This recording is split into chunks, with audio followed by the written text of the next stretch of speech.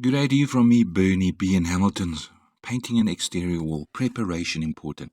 So we need to get the walls clean because they're exposed to the elements, wind, rain, dust. So a good clean with some soapy water, which is sugar soap with warm water and a soft broom, giving it a good scrub, washing all that dirt and dust off. Once we're done with a soapy wash, we're going to rinse off all this soapy residue.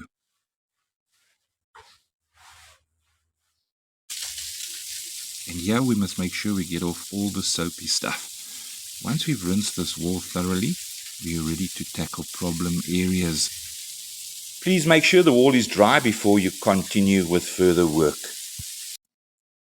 Okay, I'm using Hamilton scraper because I've got a problem area here. Old paint.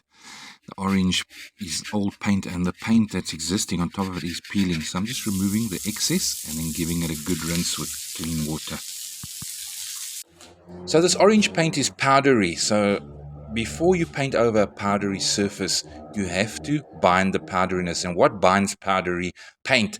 Well, plaster primer definitely does the trick. So I've just got the small plaster primered area to do, but after you've washed a wall, before painting it, you think it's clean, just rub your hand on the wall after washing. If it comes off powdery on your hand, you need to primer the entire wall with plaster primer, leave overnight before painting with your top coats. So we're just going to finish priming this area and we're going to leave overnight before we start painting our top coats.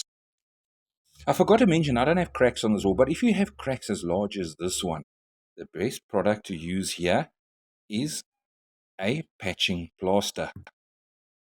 So something like Power Filler, which is fast setting, strong and easy to use, and it's a cement-based filler for very large, deep cracks. Small to medium cracks, open them up with a scraper, and then I'd recommend Polyfiller Exterior Crack Filler, which is a weather-resistant filler for repairing outdoor cracks. And all your repairs, remember to primer them with plaster primer and leave them overnight before painting. Okay, so preparation is complete. Now we need to choose an appropriate roller. So I will choose my roller, as I'll show you just now. I've got a utility paintbrush, a 75mm, a tray, and an extension pole for my roller. So the first thing to do is mask areas where you don't want the paint to get on, around windows, etc. And now do the cutting, meaning we're going to paint around areas where the roller is not going to get in. So we do some cutting in, and I'm using Hamilton's utility brush, a 75mm, which is a nice general purpose brush. Primer your roller before painting, meaning just wet it under the tap, squeeze it out just that it's dampish, and then you are now ready to start painting with your water-based paint for walls. Okay, finally we're ready to paint, and I'm using Hamilton's Polypile roller, which is a roller for smooth surfaces. When I paint, I load the roller and I start about a roller's length away from the edge and work my way across. And then once again, when I load again, I start about a roller's length away from the previous coating and work my way across.